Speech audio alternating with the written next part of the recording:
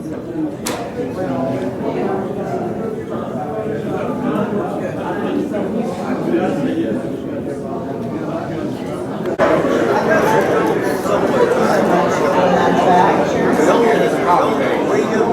got some great stuff going. We are a little off schedule, but that's not a big deal. We can solve that because this is all exciting material. I do want everyone to know that when Christine speaks, she does have books in the back, so make sure you go after, let's say that together, after Christine speaks. And then we have one taker on the indigo tree, and if there's another taker, I mean, I'm happy to take it. Oh, Harriet says that she's going to take it, yeah, okay. So we our beautiful indigo trees have found a home. They were free for good home. You have to have a truck big enough to take You gotta it try to away. get home. Maybe Gus talk to Dr. Bobby. He may want one later. Okay, so took care of that. Let's see. And congratulations to Reservation about our reservation. That was great. Without further ado, I want to introduce. I'm having a hard time today, y'all. This is my second cup. Motsinger is going to talk about the Old Soldiers Reservation. I know nothing about the subject, so this is going to be a lot of fun. Ask lots of questions. And without further ado, Mark.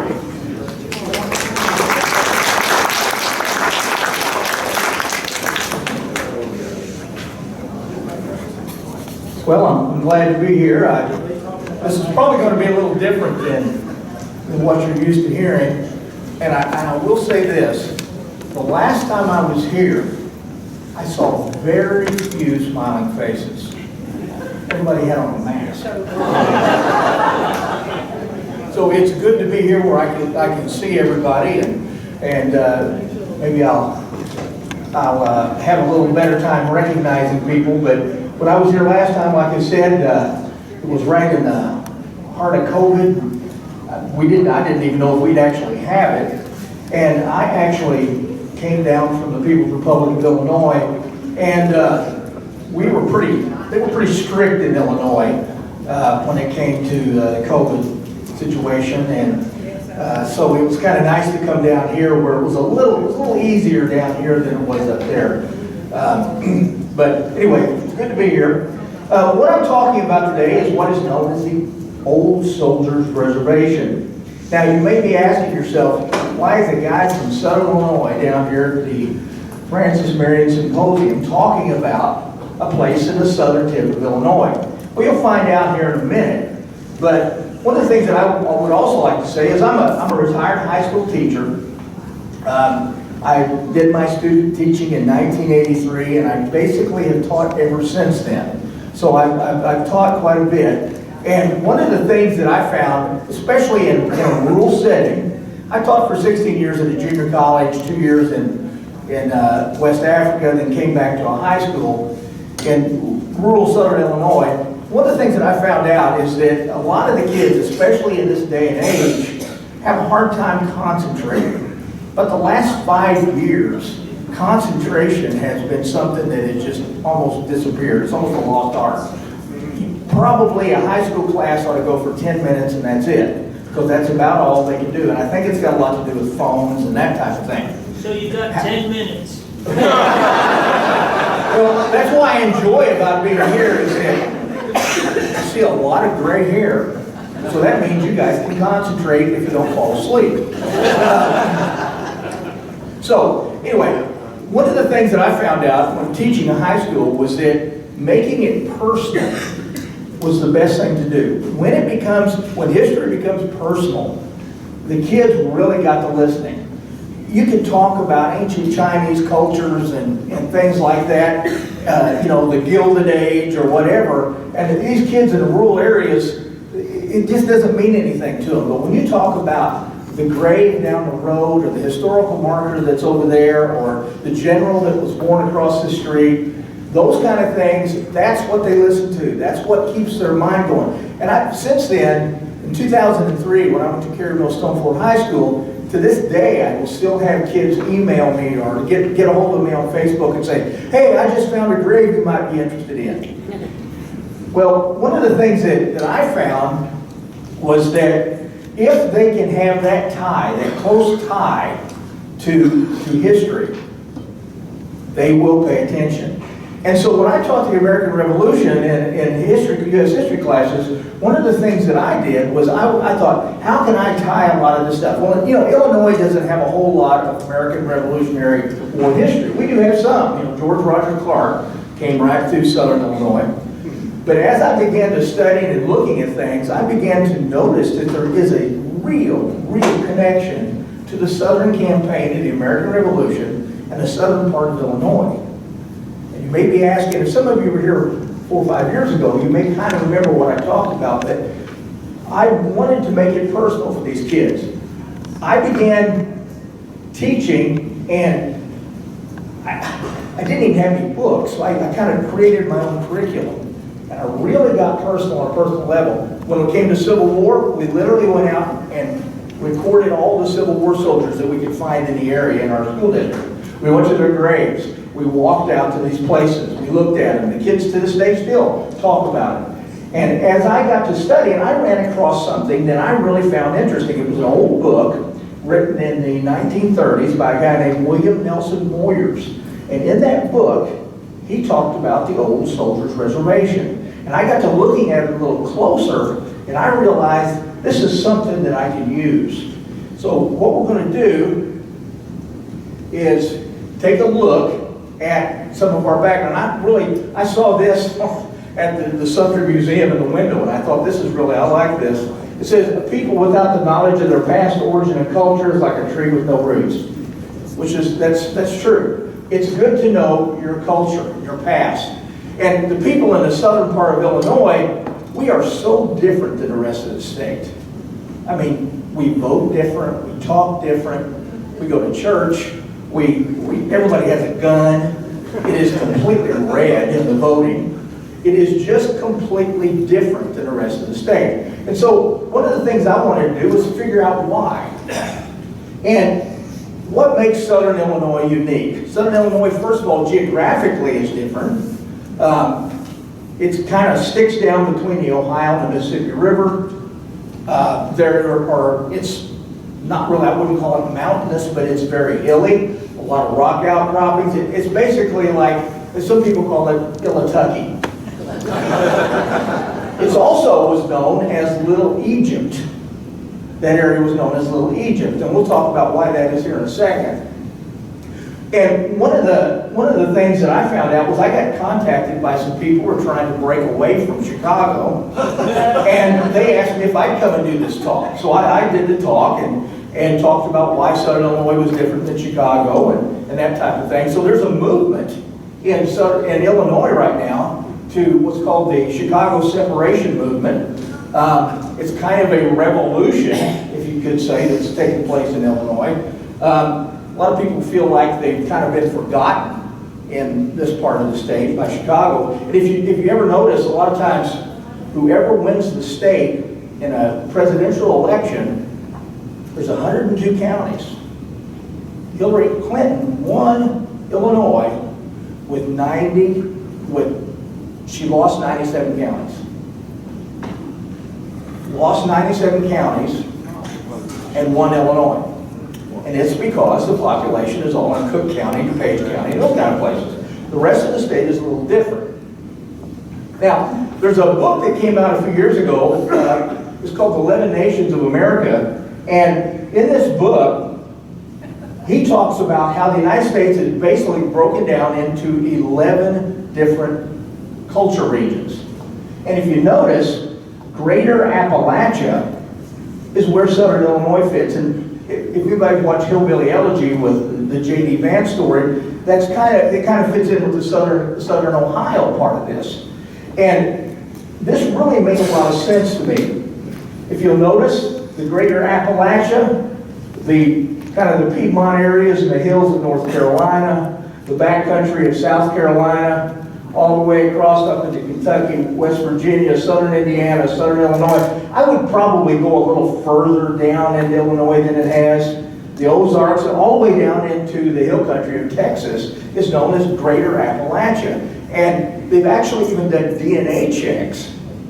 And those areas all kind of follow along the same lines with DNA as well. The Greater Appalachia places are a lot of German and Scots-Irish people that are in those areas.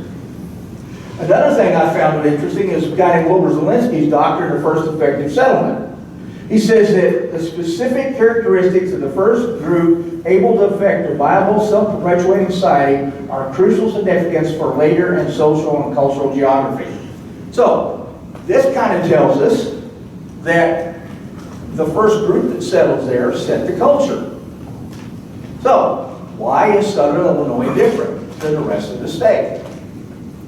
Who settled and who created the culture in Southern Illinois? Where did they come from? Now, this is from Illinois State Historical Society, and this is the booklet that I was talking about with William Nelson Moyers. And he said, it is much regretted that early historians have not given us more account of the very early men who lived and moved within this territory. That failure makes it difficult to select a proper starting point for this story. For this reason, perhaps, it would well be to give metes and bounds. So he says this is a good starting point.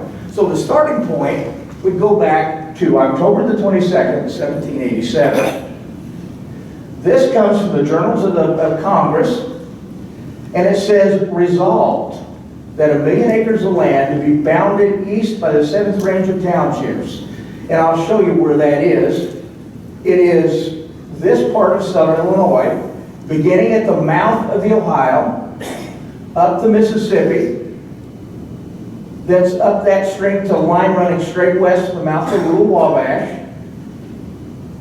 that's east along the west line to the Wabash, that's down the Wabash, the Ohio, to its beginning. And this is what they call the Old Soldiers Reservation. Now, this area was set aside for payment for people who fought in the American Revolution. Now, the interesting part about it is where all these people came from. Now, this area right here that I've circled, that part of Southern Illinois has been kind of a unique area in the fact that it was settled really early.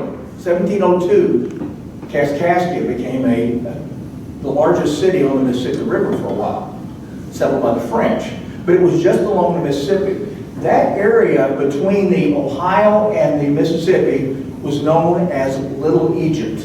And the reason it was pastors who came in from the Carolinas across Kentucky who were going to do missionary work amongst the French Catholics, crossed the wilderness. They called it the Goshen. They came to the land of Goshen on Little Egypt. And they came and they would begin to minister to these people. And to this day, that area is known as Little Egypt. And that area was a wilderness. It just, nobody lived there. But part of the problem with nobody living there is that during this time period, there was all kinds of problems. Anybody ever heard of a guy named Aaron Burr? General James Wilkinson? There was all kinds of problems in this area because the Spanish had eyes on it, the French had eyes on it, all kinds of different people. There was Native American problems. After the American Revolution, the British were still putting forts and things and pumping up the Indians in this area. As a matter of fact, by 1800, there were fewer than 2,000 Europeans living in Illinois. Most people don't realize this, but when Illinois became a state, they had to lie to become one because they didn't have enough people. Supposedly, they counted the dogs and the cats as well. Fortunately, not very many of the cats had been eaten by immigrants. What had happened was during this time, they were worried about this spot. So a guy by the name of James Wilkinson, they put the largest group of military on the other side of the Appalachian Mountains, was right here in the very southern tip, because they were afraid during a quasi-war with the French. There was also Spanish. Come to find out later on that Wilkinson was actually an employee of the Spanish, but that's another story. But anyway, also something that's I have a problem. I I get my dogs get to bird hunting and I start chasing a rabbit every once in a while. But Meriwether Lewis and Clark, when they came down, they went way around. They wouldn't stop at Camp Wilkinsonville because James Wilkinson, they knew as a traitor, and they were afraid he was going to tell the Spanish where they were at. So they went way around them when they went through there, but that's another story. But this area was kind of heavily fought over. They knew it was a vulnerable area, and it was right there at the mouth of the Ohio and the Mississippi. Now, one of the things they needed to do was to establish a town. There are literally 2 towns in America that were established by the federal government: Washington, D.C. and Shawneetown. Shawneetown was established in about 1810 because they were wanting to use it as an entry point into Illinois. People were going to go there. There was going to be a land office there. There was going to be a bank there. These are some of the banks that are still to this day in Old Shawneetown, which, by the way, the story is that in the 1830s, a group of people came down to the closest federal bank that they could find and asked the people of Shawneetown, we need some money. We're really wanting to build up this town. We're going to call it Chicago, and we need some money. And they said, well, you're too far from the Ohio River. You're too far from us. You're never going to amount to anything. Chicago, even though it still really hasn't amounted to anything, it is a bigger town. Shawneetown now has a population of about 200. It floods all the time. But anyway, and it's the slow kind, not the kind they have in North Carolina. But this place became an entry point into Illinois. Now, they didn't really get a lot of traffic until after the War of 1812. Now, this is going to be your typical migration route. Southern Illinois, the old soldiers' reservation, is going to be filled with people who fought in the Southern campaigns. North and South Carolina. Now, a lot of them came from the backcountry areas. Now, I want to remind you that not everybody who's born rich stays rich. I was never born rich, so I can't really attest to that. But my mom told me one time, she said, Mark, do you realize that if I had been born a boy, you would be a rich farmer right now? Instead, she became a 3rd grade teacher and married a college basketball coach and moved to Southern Illinois. Or well, she was from Southern Illinois, maybe further south. My cousins are all 5th and 6th generation farmers because their dad was a boy and he inherited the farm. And we're going to see that that is the reason a lot of this migration takes place. They might be the 3rd kid. They might be the daughter of somebody that's in these families.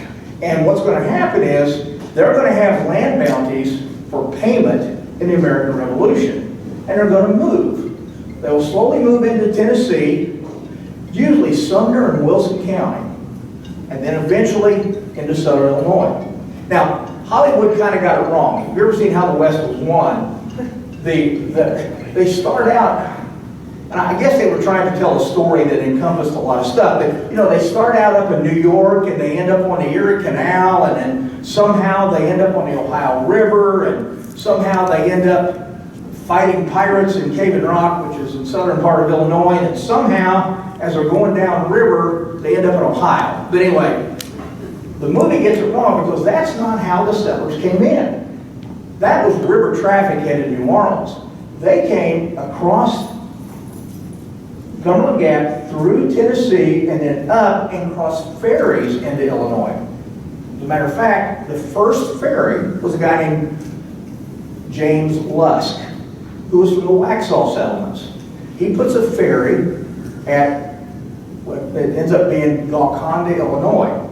And that is, and he's from South Carolina. So all these people in the Carolinas are slowly moving into Southern Illinois. And you're going to start seeing why the culture there is different. Southern Illinois has a Carolina culture, a Southern culture, a hillbilly culture. And you can tell when you're there. Now, a lot of times they came in giant groups. This is what is known as the Duncan wagon train. 200 wagons. Almost every one of these people had hailed from the Carolinas. Most of them, Duncan, Revolutionary War soldier. I searched and searched and searched for his grave. I finally found it 10 feet from a guy's house in the backyard in Crab Orchard, Illinois. He's with another guy named James Corder. They came through with George Rogers Clark, went back into the Carolinas where they were from, served some more during the Revolution, eventually migrated into Tennessee and thought, Illinois is a good place, there's nobody up there, let's go up there and live. So they bring this whole wagon train. And all across southern Illinois, there's a range of hills, and above those hills, where the glaciers stop, there's pretty good farmland. And they all began to settle. If it hadn't have been for this, Illinois would not have had enough people, because in 1818, they become a state. But Illinois becomes a state because of a migration from the Carolinas.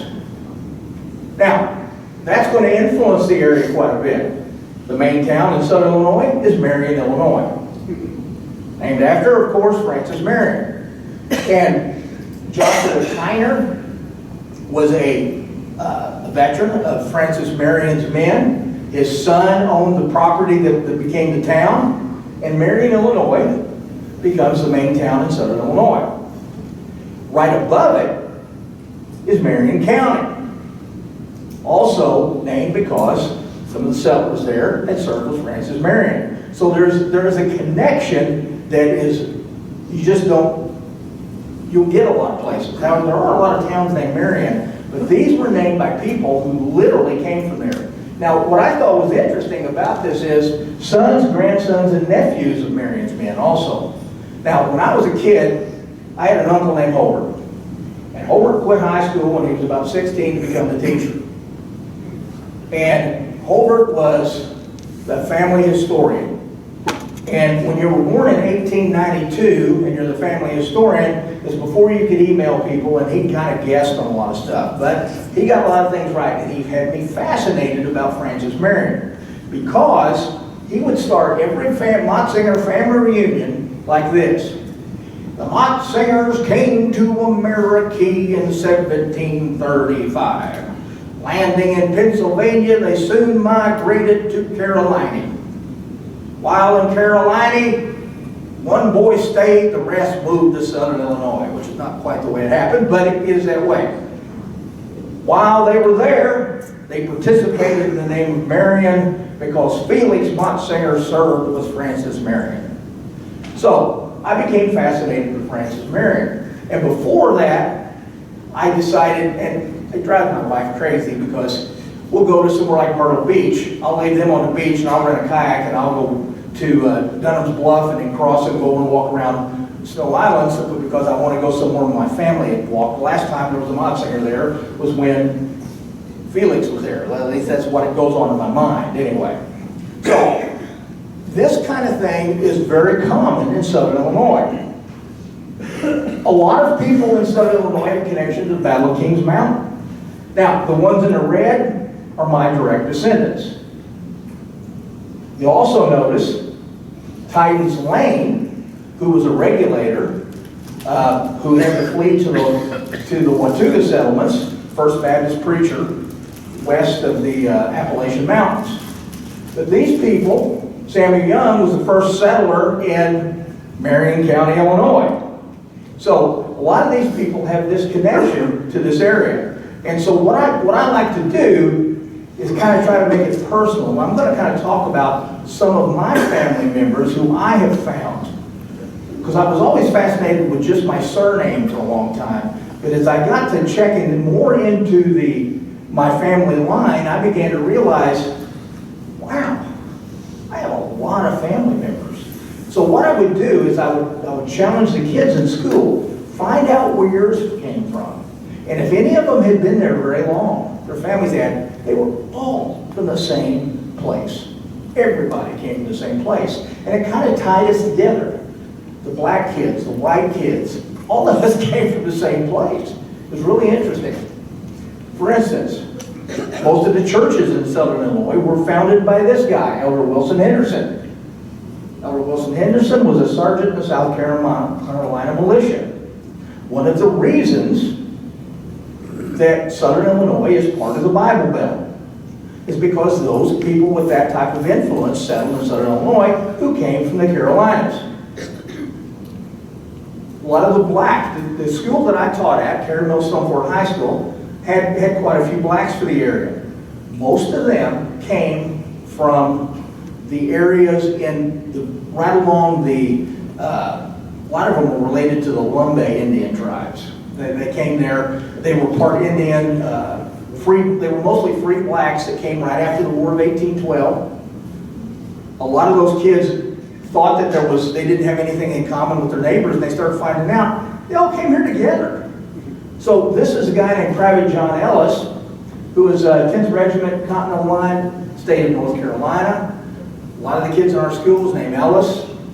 They were related to these guys. These guys came and settled about 1816 in that area. Today you can visit his grave, so we take a lot of the kids in the school to the grave there that's just down the road from our school, Ellis Family Cemetery, and it gives them a connection. And they start listening and paying more attention to what happened in the American Revolution. Now, after this is a land bounty that my great-great-great-grandfather Joshua Motsinger got. It wasn't just War of 1812, and the Seminole Wars also became a part of it.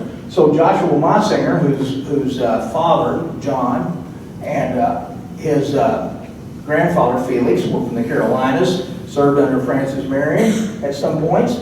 These guys, this is the land bounty that they received. And what's confusing is they didn't go get the land bounty for the land until after he died. I think that was kind of a common weird situation that they had. So he died in 1852. They got this land bounty for his service in the 1818 Seminole Wars in 1853, which has made a lot of the research kind of odd. Now, these are my great-grandparents. Every one of them except Myrtle Hoffman came from the Carolinas. I like to use my lineage as an example because people in Southern Illinois, it's almost all exactly this way. Why did they all stay? Well, so many of them were moving. Well, what ended up happening was when they came into Southern Illinois, about that time period, there was so much land that they could get a hold of that they got a hold of it. And once it became, their children got to the point where they could move on, the coal mines started opening up. So they stayed. So you have all these people that are descendants of these people that came from the Carolinas. Now, please do not throw anything at me when I say this because I know where I'm at. A lot of these descendants of the Carolinas didn't return to the Carolinas until they were with Sherman.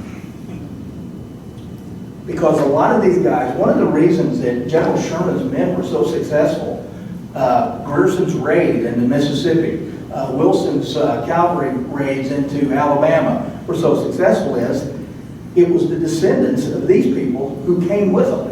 It was these Midwestern guys who had all these Southern ties who came into the area. Now, Myrtle Hoffman, they came here from Germany. But the rest of them all have a Carolina connection. Now, what's crazy is ancestral mathematics. And most people can't even comprehend this. Most everybody here probably can. But most of us who have grandparents or that were in the American Revolution, it's probably about 5th or 6th. It's getting to the point now where a lot of the kids I talk to is 7th and even 8th now. But look at the amount of 5th grade grandparents we have. It's just crazy to think about it. 85% of that, all in my lineage, all came from the Carolinas. And I use mine as an example once again because it's pretty much typical the way it is.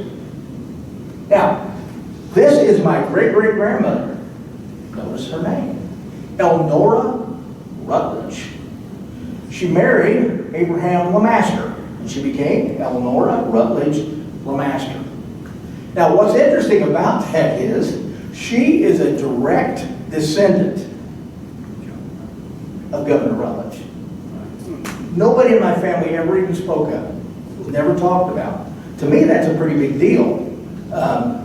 Most of the people in my family were more worried about getting to work at the coal mine or that kind of thing. But she was a direct descendant. And this is kind of my lineage, and I have some lineage that is absolutely crazy.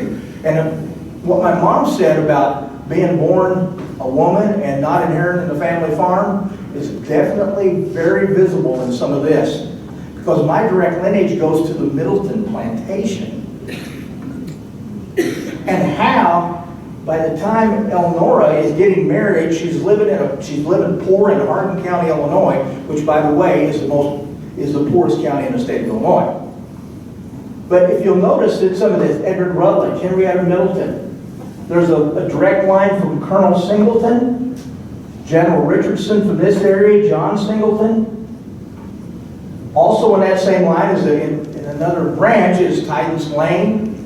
So this is really what I kind of find is interesting, is that these groups of people migrated into southern Illinois.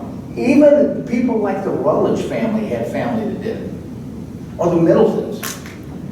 Now, what's interesting about it is, when Sherman's troops came to Middleton Place, did what they did,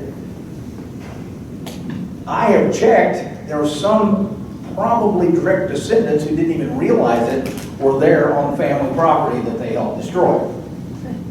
So it's kind of interesting how that works. Edward Rutledge, while I was in Charleston, I like to follow my family footsteps. Does anybody here like to do that? I just want to go and stand in places that family members did.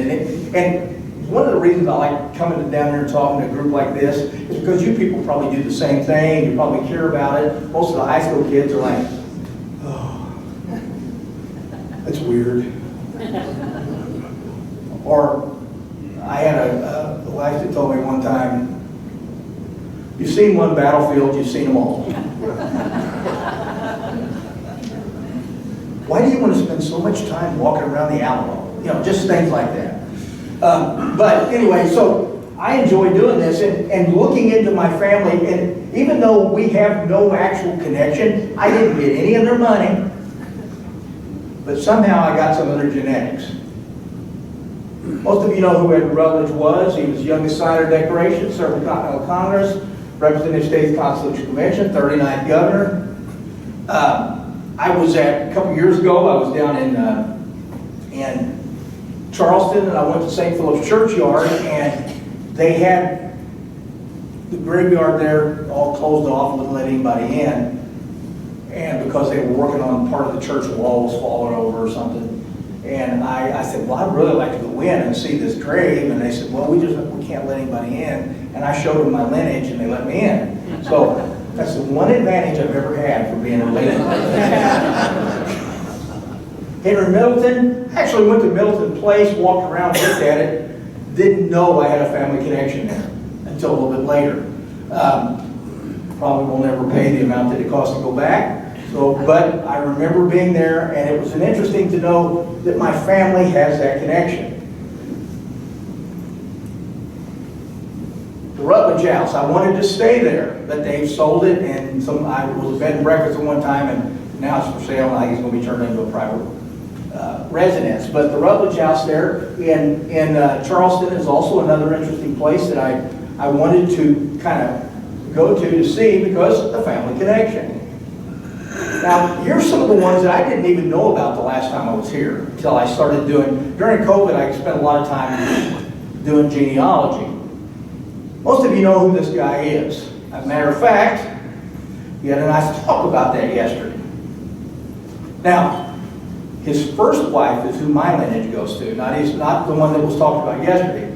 But what I find interesting about this is that I so wanted to have some kind of connection to this area. When I found it, it was like I hit the lottery. And some of these people have really just fascinated me. So yesterday when I got down here, I took a little tour of some of these spots. Some of them were kind of hard to get to. As a matter of fact, some of these signs are actually gone. I had to find them on the internet. I am the state chairman for the Historical Markers Committee in Illinois. And that's one of the things that we deal with constantly, is missing markers. We actually found one stuck in the mud a couple years ago that was so well preserved. I thought about packaging the mud and selling it. But anyway, this is one of the markers. This is also one of the markers here, talking about the church that was burnt, the site of the original St. Mark's Church, connection with a family member. This is the Richardson Cemetery. Has anybody been there? I bet you have. I am just guessing, but if you notice, Miss Dorothy St. Richardson, that's her grave, and then General Richardson's there. I'm almost bet that his first wife is the one in between them. I may be wrong. Is it? It's wrong. Oh, is it? Where's she at? You know, I had been trying to find the original St. Mark's Church site, burnt by Tarleton. Mary is buried there. Mary Canny Richardson Okay. was buried there, along with her daughter and her husband, Lawrence Mann. When Dorothy married General Richardson, she didn't want Mary to come into the Richardson Cemetery. So I can assure you, Mary is not there. But I understand Mary had a headstone. We can't find any, the headstone probably was stolen. But if anybody can help me with this, I would love. My guess was just because there was such an empty space in between them. That was my guess. Definitely not Mary. Do you know, is this the spot, the story of Tarleton digging it up? Is this where this was supposed to happen, or did it? No, it was at Big Home. Okay. Yeah, it was on. That I was was- adjacent. We think that the home site, we talked about this yesterday, is the adjacent property Okay. to the cemetery. Okay. So was he reinterred here, or is he not actually there?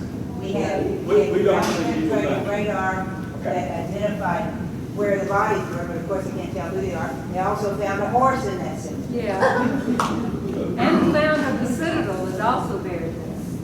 Wow, yeah. This was an interesting cemetery, but not as interesting as the next one.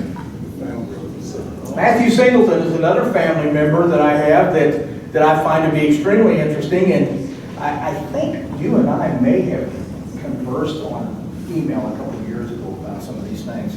I'm not sure.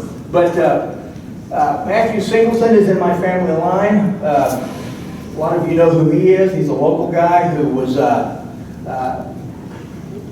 matter of fact, owned several plantations in the High Hills area.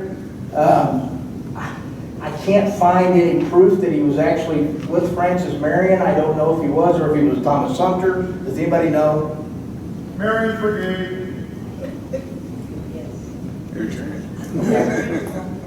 But this area was another area that I wanted to trample on because it's just, to me, it's really cool to stand on the property of my family.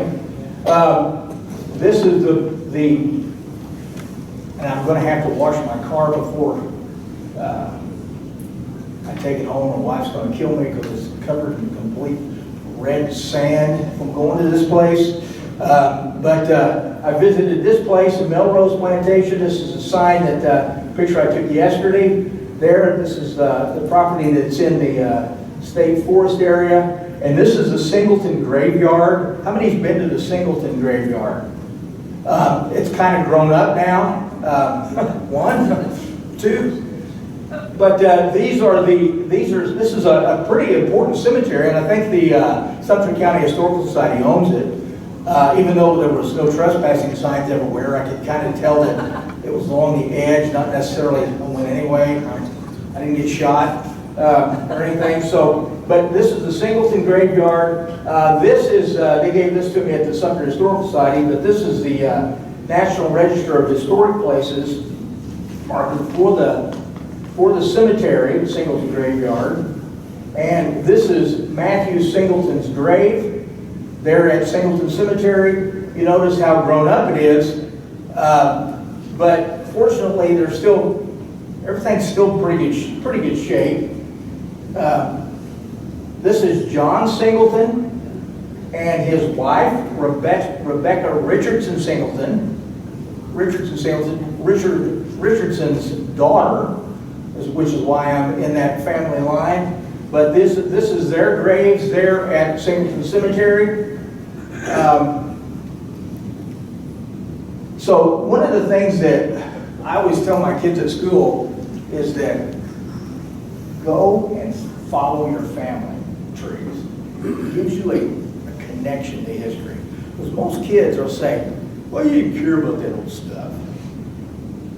If you can tell a kid and make people realize that they have a direct connection to history, it opens up a whole new world. And that's one of the things that I've tried to do. In the Old Soldiers Reservation, once I realized the connection that the Southern Campaign had to Southern Illinois, I use that in the classroom. And I've got kids in the classroom who know more about the Battle of Cowpens and Kings Mountain and what happened to the Siege of Charleston. And almost any kid in the state of Illinois will guarantee it because it's not taught anywhere else. Southern Campaign is just not taught in most places. But in Southern Illinois, it is a good tool. And I go and speak every so often at teachers' conferences now that I'm old and retired. And that's one of the things that I tell them. I said, do this. And a lot of the history teachers in Southern Illinois have now started connecting to the American Revolution because all over Saline County, Williamson County, Jackson County, all these counties in Southern Illinois are buried Revolutionary War soldiers all over the place. Historical societies are starting to go out and find them and mark them. At the foot of a place called Millstone Bluff is a guy that's buried there, and he was actually held captive in Charleston, and he eventually migrated into Southern Illinois. So all over the place in Southern Illinois, you have these people that have this connection, and it connects the kids, it connects people to events that took place way before they were born, but it connects them. So that's what I'm trying to do in Southern Illinois when it comes to teaching about the American Revolution.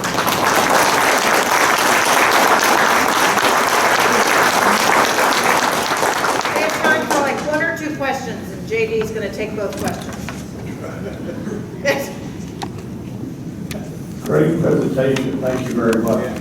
A couple points that you might want to consider adding or subtracting, but for example, I did my family research way back, and to a person, they followed a totally different route, and they integrated with about 20 other families, and they all went south and west, to Georgia, to Alabama, to Mississippi, and Texas.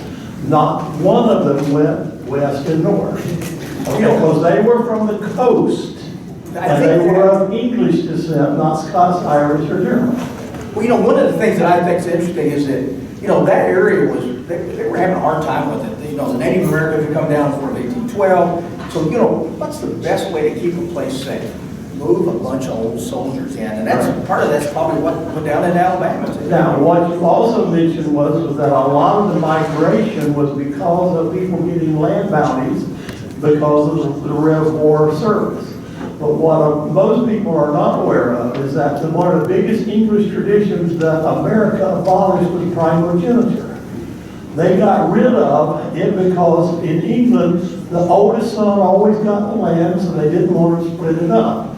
In America, we said, the oldest guy doesn't get everything, he got to get out of here.